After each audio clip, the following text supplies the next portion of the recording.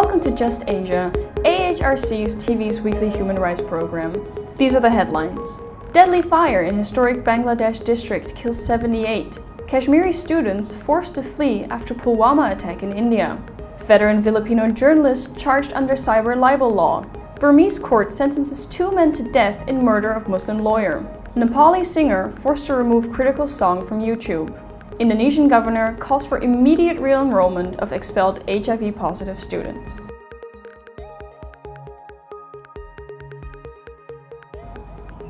Welcome to AHRC TV's Just Asia.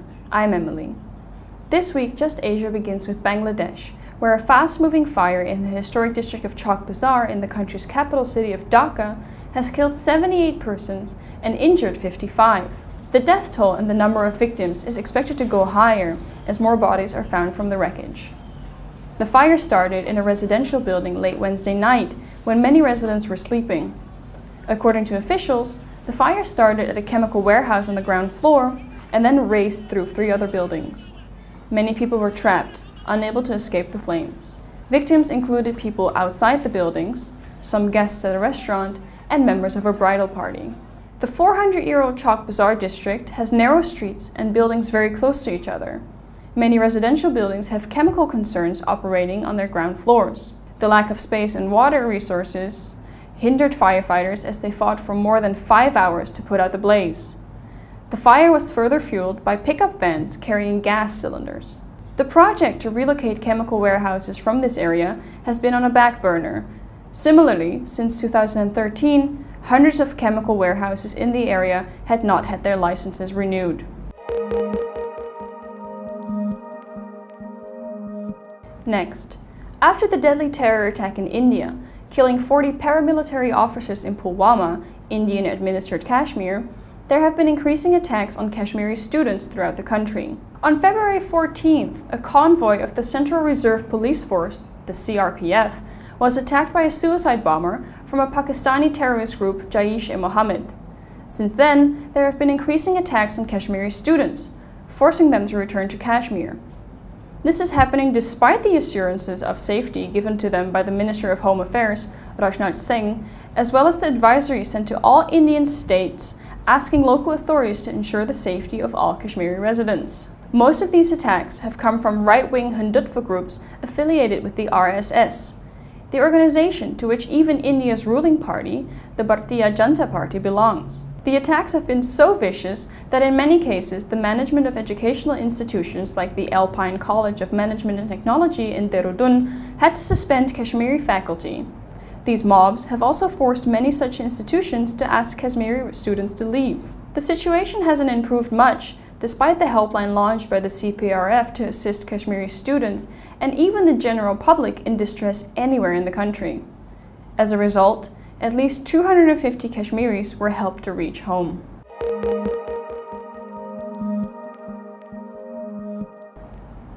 Moving to the Philippines. Veteran journalist and editor-in-chief of news site Rappler, Ressa, posted bail last Thursday after her arrest on cyber libel charges. Ressa called the charges an act of naked intimidation to quash critical reporting of President Rodrigo Duterte and his administration. The cyber libel law, which applies to speech online and carries far more serious penalties than ordinary libel, provides authorities a powerful tool to go after perceived enemies.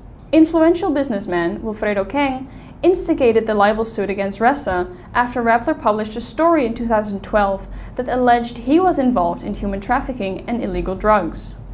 Ressa's attorney has argued that the charges shouldn't apply as the story ran 4 months before the cyber libel law was introduced. The cyber libel law adds to an already difficult environment for journalism in the Philippines. The country ranked 133rd out of 180 countries on last year's World Press Freedom Index, maintained by Reporters Without Borders. In a statement released Friday, the UN High Commissioner for Human Rights spokesperson Rupert Colville said Ressa's arrest seems to be the latest in a pattern of intimidation. Colville said such attempts to intimidate independent news sources have a serious effect on freedom of opinion and expression. The UN Human Rights Office called for a review of all the charges filed against Ressa and other media professionals in the Philippines. In Burma, a court sentenced 2 men to death last week for the killing of prominent Muslim lawyer Ko Ni in 2017. Ko Ni was shot in the head at close range on the 29th of January 2017 as he walked out of the airport after returning from a work trip to Indonesia. He was a close advisor to Aung San Suu Kyi. Onlookers chased down the shooter, Kilin, who was then taken into custody. The Yangon Northern District Court found Kilin guilty of premeditated murder and illegal weapons possession. It also sentenced to death another man for helping to plan Ko Ni's killing and gave prison sentences to 2 other men involved in the crime. A 5th suspect, Aung Win Kine, accused of being the mastermind, remains at large. According to Amnesty International, despite today's verdict, serious questions remain about whether all those responsible have been brought to justice. Ko Ni was noted for criticizing army interference in politics. The fact that 2 of the defendants are former army officers fueled theories that the military was involved in Ko Ni's murder, an accusation it denies. As a prominent advocate for Burma's Muslim minorities, Ko Ni was also a target of abuse from ultra-nationalist Buddhist monks and their allies, some of whom publicly gloated after his death. Next, in Nepal, the government allegedly forced a singer to remove his song from YouTube. The song, Lut Na Sake Lut Kancha, meaning loot if you can Kancha, exposed the wrongdoings and corruption occurring in the country. The government's youth outfit even threatened singer Pasupati Sharma with dire consequences and the end of his career if he does not remove the song. Although the threatened Sharma deleted the song from YouTube, it had been downloaded by many already and has since then been widely shared over social media. Nepal is steadily becoming intolerant and resorting to reasonable restrictions found in Article 17 of the Constitution to silence critical voices. Authorities have been particularly clamping down on those questioning the government's actions and growing corruption. The government is even in the midst of bringing harsh laws to control social media. Without respecting and protecting people's freedom to speech and expression, the government cannot expect Nepal to truly move forward.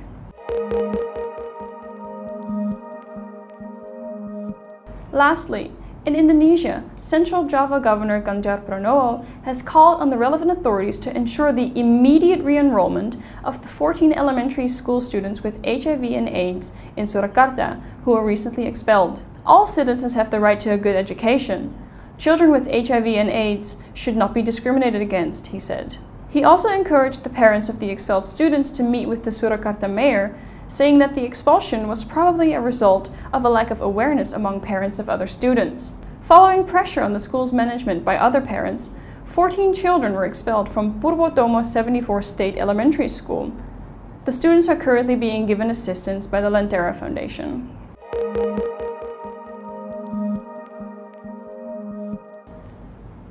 That is all for this episode of Just Asia. For more on these and other issues, please visit www.humanrights.asia or www.alrc.asia/justasia. Thank you for watching and see you next week.